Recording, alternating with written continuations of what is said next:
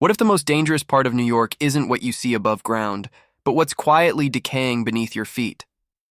Every day, millions move through the city, assuming stability, assuming permanence, assuming that the systems holding everything together are solid. But under that confidence lies a network of tunnels aging faster than the city is willing to admit. Structures that were never designed for the pressure, volume, and constant stress they now endure. These tunnels don't appear in glossy tourism campaigns or cinematic skylines. They exist in darkness, carrying trains, cars, cables, water, power, carrying the city itself. And while New York sells the image of resilience and progress, these underground arteries tell a very different story. Corrosion accelerating, concrete cracking, steel weakening, water intrusion spreading year after year. Not because of one dramatic failure, but because time, neglect, and overuse compound quietly. What makes this unsettling isn't the idea of sudden collapse, it's how normalized the risk has become. Aging infrastructure is treated as background noise, a technical footnote, something engineers handle. But the reality is more fragile. Many of these tunnels were built for a city that no longer exists. Fewer people, lighter loads, slower rhythms. Today, they operate under relentless strain, with almost no margin for error. And here's the uncomfortable truth most people don't want to confront. Deterioration doesn't need an explosion. To be dangerous, it advances invisibly. A small leak today becomes structural weakening tomorrow. A minor closure becomes systemic disruption. Repairs get delayed, budgets get stretched, and the city learns to live with reduced safety as if it were normal. This is how urban risk truly grows, not through sudden catastrophe, but through gradual acceptance. People adapt to delays, detours, shutdowns, unexplained service failures. The abnormal becomes routine. The warning signs fade into the noise of daily life. And New York, the symbol of modern urban success, continues operating on infrastructure that's quietly telling a different story. Because tunnels don't fail loudly at first. They fail patiently. They wait. They absorb stress until the system reaches a point where even a minor incident can trigger cascading consequences. And when everything depends on what's underground, deterioration isn't just an engineering problem. It's a social one, a psychological one, a structural one. The real danger isn't just that these tunnels are deteriorating fast, it's that the city has learned to ignore what that means. And once a society stops reacting to risk, it becomes part of the design. If this perspective already feels uncomfortable, that's exactly the point. Understanding what's happening beneath cities like New York isn't about fear, it's about awareness. When we ignore the systems that hold urban life together, we lose the ability to question the stories we're sold about. Safety, progress, and success. Take a moment to pause and really process what you're hearing. If this resonates with you, leave a comment sharing what part of this reality surprised you the most, or write the word underground if you've ever felt that a city was quietly breaking while pretending everything was fine. Your perspective adds to this conversation in ways statistics never can. If this kind of deep, honest analysis matters to you, support it by leaving a like. It signals that this type of content deserves space in a platform flooded with surface-level narratives. And if you haven't subscribed yet, consider doing so now. This channel exists to uncover the realities that most people are encouraged to overlook. The deterioration of New York's tunnels isn't slow anymore. It's accelerating. What once took decades now happens in years, sometimes faster. Moisture seeps through concrete that was poured generations ago. Salt from winter roads eats away at steel reinforcements. Constant vibration from traffic and trains compounds microscopic fractures until they become structural concerns. None of this is theoretical. It's measurable, observable, and already happening. What makes this phase especially dangerous is that the city still operates under outdated assumptions. Maintenance schedules, inspection cycles, and repair models were built for a different pace of decay. But the environment has changed. Climate patterns bring heavier rain and more frequent flooding. Traffic volume exceeds original design limits. Aging materials are pushed far beyond what their engineers ever imagined. The math no longer works, yet the system behaves as if it does. Here's where the illusion deepens. On paper, tunnels are monitored, reports are filed, assessments are made. But monitoring does not equal resilience. Many repairs today are not solutions. They are extensions, temporary reinforcements, partial fixes, controlled deterioration. The goal quietly shifts from restore to delay. Delay the worst. Delay the shutdown. Delay the reckoning. And the public rarely sees this distinction. From the surface, the city still moves. Trains still run. Cars still pass through. So the assumption forms, if it's working today, it must be safe tomorrow. But infrastructure doesn't fail like that. It doesn't announce deadlines. It erodes margins. It reduces tolerance. It turns minor stressors into major threats. This is how risk compounds invisibly. A tunnel doesn't need to collapse to cause damage. Speed restrictions ripple through transit systems. Lane closures choke traffic. Emergency repairs create chaos at random hours. Each disruption becomes a signal, not of isolated malfunction, but of systemic fatigue. The city adapts, but adaptation is not recovery, it's survival mode. What's most alarming is how quickly this new baseline is accepted. A delay today feels normal. A shutdown tomorrow feels inevitable. People adjust expectations downward without realizing it.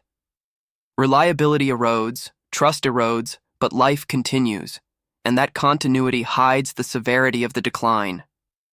This is not a story of sudden failure. It's a story of acceleration without acknowledgement. The structures below New York are aging faster than the narratives above ground can keep up with. And when decay outpaces honesty, cities don't collapse. They quietly weaken until the cost of fixing them becomes unthinkable. The most dangerous risks in New York's tunnel system are not dramatic cracks or visible collapses. They are the small, cumulative failures that grow quietly, hidden behind concrete walls and technical language.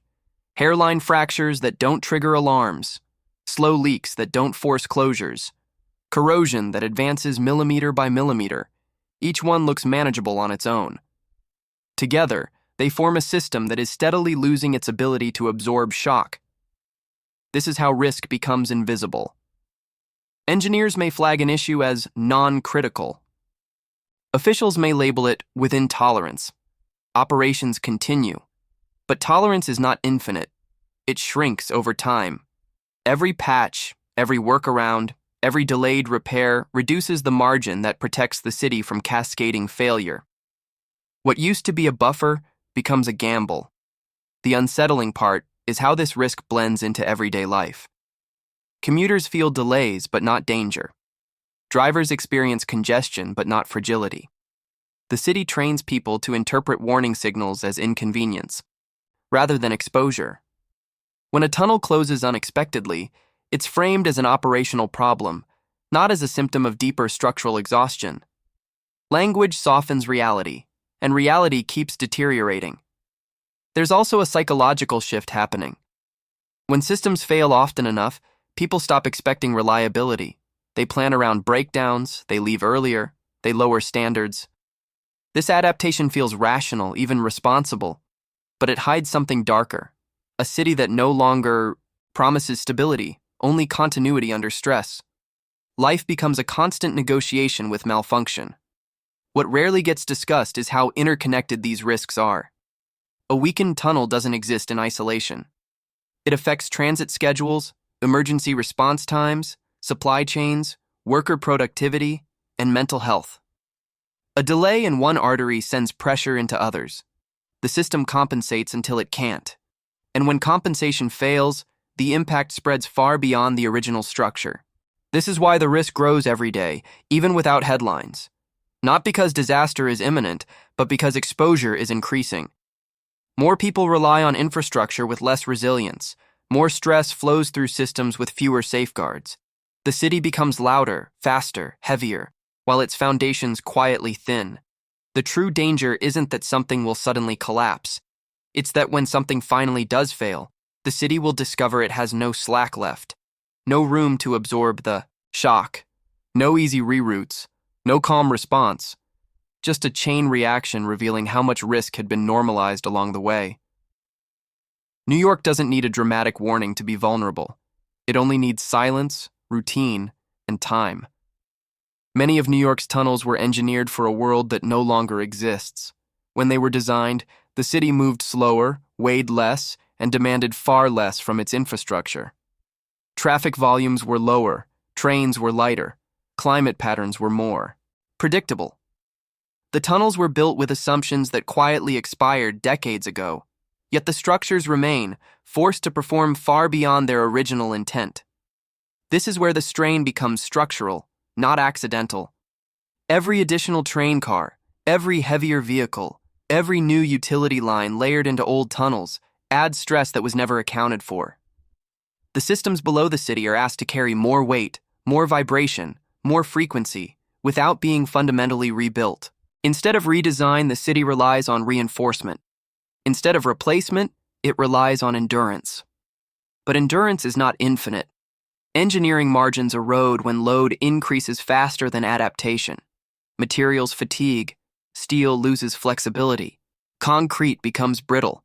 What once behaved predictably now responds unpredictably under pressure. And unpredictability is the most dangerous condition in any complex system. What makes this even more concerning is that failure doesn't come from one dramatic overload. It comes from constant overuse, from never resting, from operating at peak capacity every day with no recovery window. Tunnels that were meant to experience stress in cycles now experience it continuously. There is no pause, no reset, just accumulation.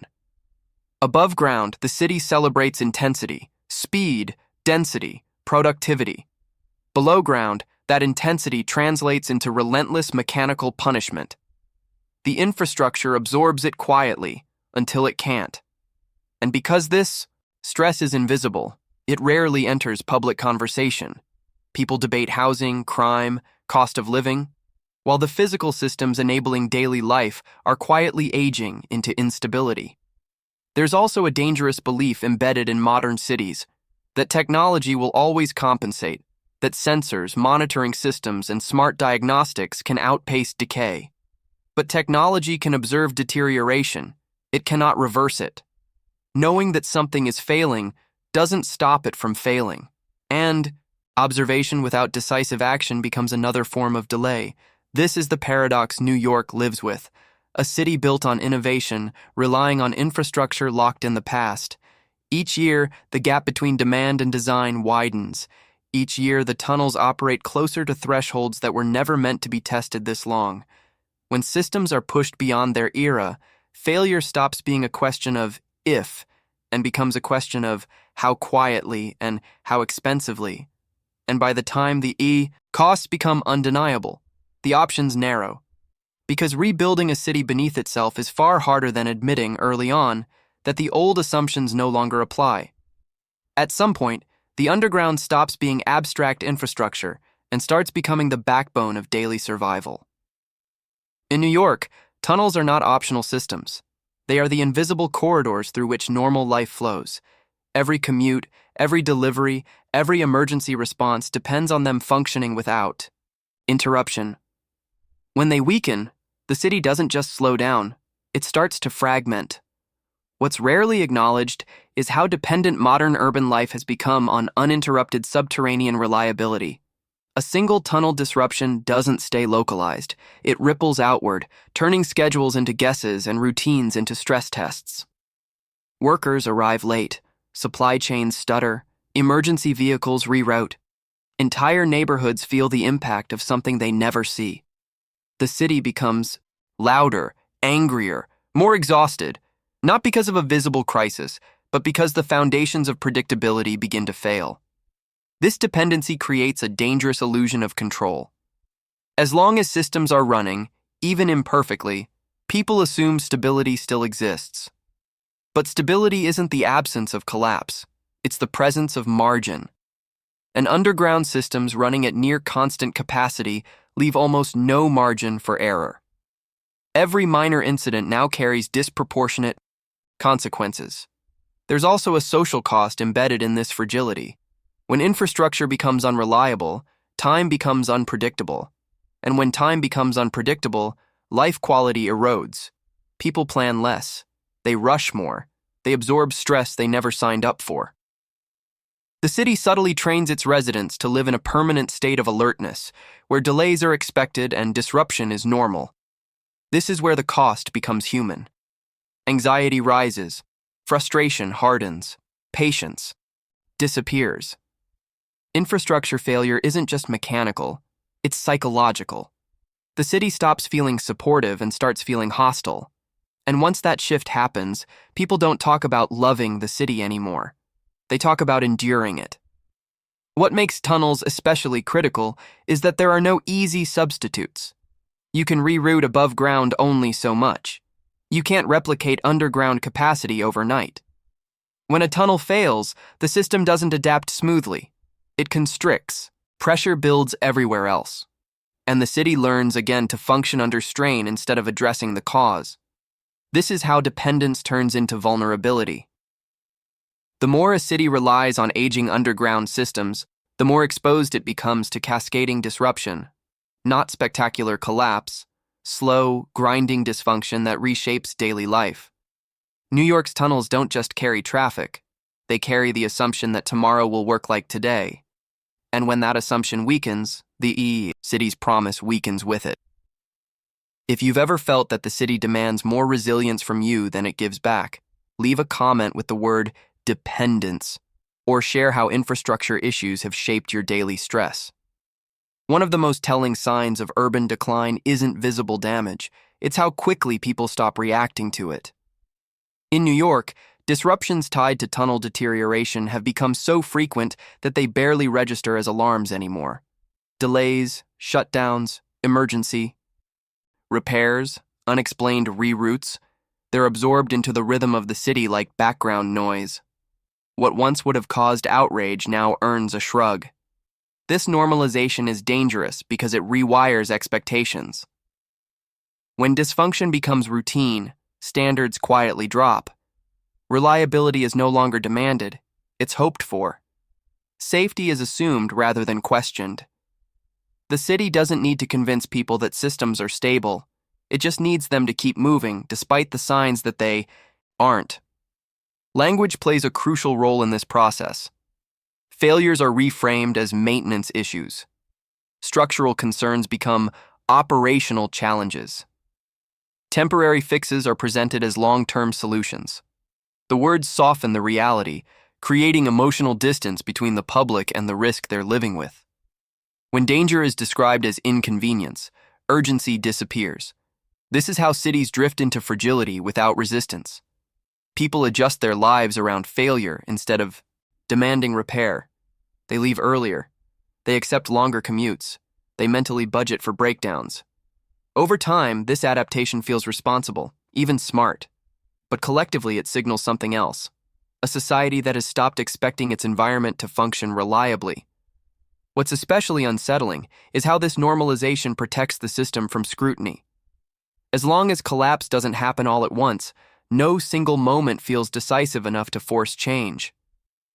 Each incident is isolated, explained, forgotten. The city survives not because it's strong, but because people absorb the cost. This emotional endurance masks structural exhaustion. The tunnels continue to age, the margins continue to shrink. But public pressure fades because the pain is spread thin and constant. Crisis becomes invisible precisely because it never peaks. And once danger is normalized, accountability dissolves. There's no villain, no deadline, no clear failure point, just a slow transfer of risk from institutions to individuals. You wait longer, you stress more, you adapt. The system stays in place. This is how a city learns to live on borrowed time, not through denial, but through acceptance. And acceptance, in the long run, is far more corrosive than neglect. When something finally goes wrong in a city like New York, the language used to explain it matters more than most people realize. Failures are rarely described as the outcome of long-term neglect or structural exhaustion. Instead, they're framed as isolated incidents, unexpected events, or unfortunate coincidences. This framing isn't accidental. It protects the idea that the system itself still works, but deterioration on this scale doesn't happen by surprise. It's the result of accumulated decisions, deferred maintenance, budget trade-offs, temporary fixes treated as permanent solutions. Over time, these choices form a pattern. And that pattern isn't failure by accident, it's failure by design. What makes this systemic is that responsibility becomes diffuse. No single actor can be blamed, no single year stands out. The decline stretches across administrations, agencies, and priorities. Each handoff pushes the problem forward. Each delay narrows the options. By the time risk becomes visible, the cost of real intervention feels politically and financially unbearable. This is where negligence hides in plain sight. Not in dramatic scandals, but in quiet consensus. Everyone knows the system is aging. Everyone knows the fixes are partial. Yet the city continues operating as if postponement were a strategy rather than a warning sign. The goal subtly shifts from solving the problem to managing its perception. There's also an economic logic that reinforces this cycle. Shutting down tunnels for full reconstruction would disrupt commerce, tourism, and daily life on a massive scale. The short-term pain feels unacceptable. So the city chooses prolonged risk over immediate disruption. The burden is transferred to the future, and to the people living inside that future now. This trade-off is rarely discussed openly. Instead, the narrative focuses on resilience, innovation, and recovery. The city is always fixing, always investing, always upgrading. But the upgrades often chase symptoms, not causes. They extend function without restoring safety. They keep things running, not stable. What's most revealing is how this approach reshapes expectations. Collapse is framed as something extraordinary, even though the conditions for it are maintained daily. When failure is finally acknowledged, it's treated as unforeseeable, despite years of warnings embedded in routine disruptions. This isn't a story about bad actors. It's a story about systems that reward delay and punish honesty, about cities that fear disruption more than decay, and about how neglect becomes normalized when no single moment forces accountability. New York's tunnels aren't deteriorating because no one knows what's happening. They're deteriorating because knowing has never been enough to justify stopping. There are parts of New York that look alive on the surface, but feel strangely hollow underneath. Areas where movement still exists, yet permanence has vanished. Around aging tunnels and stressed transit corridors, a new kind of urban void is forming. Not abandoned by disaster, not erased by war or flood, but slowly emptied by instability. These are modern ghost zones, created not by evacuation, orders, but by exhaustion. When underground systems weaken, entire neighborhoods begin to lose reliability. Commutes become unpredictable. Access becomes fragile. Businesses hesitate to invest. Residents start making quiet calculations about how long they can tolerate the uncertainty. At first, nothing looks wrong. Stores are open, lights are on. But something fundamental has shifted. People stop planning long-term lives there. This is how communities fade without spectacle. Families leave, first looking for stability. Small businesses follow, unable to absorb constant disruption. What remains is transience, short leases, temporary residents, revolving storefronts. The area still exists physically, but socially it thins out, like a village that hasn't collapsed yet no longer belongs to anyone. What makes this especially unsettling is how invisible it is to outsiders. From above, the city still feels dense and active. Tourism masks vacancy. Short-term traffic hides long-term retreat. But beneath that motion is a pattern of withdrawal. A city losing its ability to hold people, even as it attracts attention. This mirrors the way forgotten villages disappear from maps. Not overnight, but through a slow erosion of meaning. Infrastructure fails just enough to make life harder, not enough to force headlines. And people respond rationally. They leave when they can, endure when they must. Over time, the city becomes a place people pass through, not settle into. These Zones aren't empty because no one wants them. They're empty because stability has become a luxury, and stability is exactly what failing tunnels quietly undermine. When the ground beneath daily life feels unreliable, attachment weakens. Roots don't grow in uncertainty. New York, paradoxically, risks creating its own version of abandoned places. Not at the edges, but at the core. Spaces surrounded by wealth and motion, yet hollowed out by structural fatigue. Modern ruins forming without ever looking like ruins. There's a reason so many people sense that leaving a city like New York feels harder than staying, even when staying is clearly costing them more. It isn't just financial, it's psychological. The city creates a form of attachment that turns endurance into identity. Struggle becomes proof of worth. Stress becomes a badge.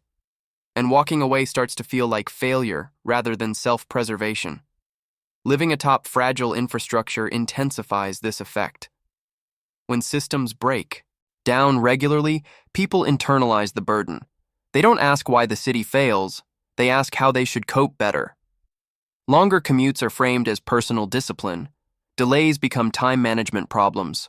Structural instability is absorbed as individual responsibility. The city remains unquestioned, the individual adapts. This creates a subtle form of captivity, not enforced by walls or laws, but by narrative.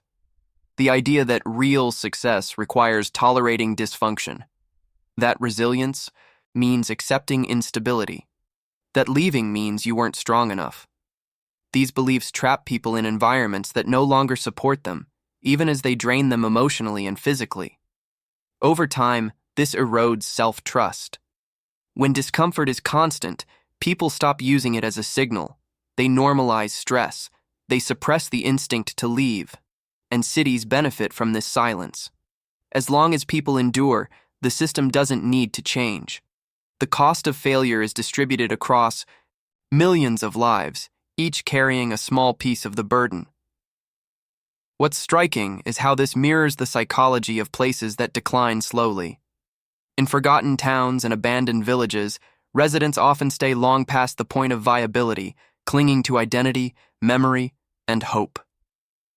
New York replicates this dynamic at a massive scale, not through emptiness, but through overload. People don't stay because life is good. They stay because leaving feels like giving up something they've been told, defines them. The city's mythology fills the gaps left by failing systems, and as long as that mythology holds, deterioration can continue without revolt. This is the quiet power of urban illusion. It doesn't need to deny reality. It only needs to reframe endurance as virtue. And when that happens, even cities built on cracking foundations can keep pulling people back in. At some point, the story New York tells about itself begins to fracture. Not because the city suddenly fails, but because the gap between image and lived experience becomes impossible to ignore. The tunnels deteriorating beneath the city are not just engineering problems. They are metaphors made of concrete and steel. They expose a model that no longer sustains the people it depends on. For decades, New York symbolized arrival. Endurance was marketed as ambition. Discomfort was reframed as opportunity. But when the systems that make daily life possible begin to erode, that narrative collapses inward. What once felt like striving starts to feel like self-deception. The question quietly shifts from, "Can I make it here?" to, "Why am I tolerating this?" This is the most uncomfortable phase of decline, when belief outlasts functionality. The city still demands loyalty, effort, and sacrifice, but offers diminishing stability in return. Infrastructure that should guarantee predictability now produces uncertainty. And the cost of that uncertainty isn't abstract. It shows up in stress, exhaustion, fractured communities, and lives put on hold. What's happening underground forces a larger realization above ground. Cities are not just skylines and symbols, they are systems. When those systems weaken, the myth of endless urban success loses credibility. New York becomes less a promise and more a warning, not of sudden collapse, but of prolonged imbalance. This matters beyond one city. New York has always been a template. When its tunnels crack, they signal stress lines in the broader urban model itself. Other cities watch, imitate, delay, normalize. The same patterns repeat: defer repairs, protect image, shift burden onto individuals. The same outcomes follow. The danger isn't that people will panic, it's that they won't. That decline will be rationalized, absorbed, and explained away until leaving feels like the only sane response. And even that feels like betrayal. When a city reaches this stage, it doesn't lose people all at once. It loses belief first. And once belief erodes, no amount of branding can restore it. Cities survive on trust as much as steel. When both start to fail, the future becomes a question mark written underground. If you stayed with this video until the end, you're not just watching cities, you're questioning the story they tell you. That already puts you miles ahead of the glossy, surface-level narrative most people accept without thinking. So if this breakdown of New York's hidden tunnels, quiet decay, and collapsing illusion made you see the city differently, take a second to turn that reflection into action. First, make sure you're subscribed. This channel exists to expose what's really happening behind the myth of urban success. Not with panic, but with clarity. When you subscribe, you're telling the algorithm that deep, honest analysis of cities, infrastructure, and human cost deserves more space than shallow city dream content. If you reach this point, leave a like. It's a small gesture that has a massive impact on whether this kind of conversation survives on the platform. And in the comments, I want you to write this phrase: the illusion is cracking. You can add your story, your experience with urban life, or just that sentence alone. It's a simple way to show that you see what's happening beneath the surface. And don't stop here. The video that's on your screen right now goes even deeper into the hidden costs of modern urban life. Click it and keep following the trail. Once you start seeing how these systems really work, it becomes very hard to ever look at big cities the same way again.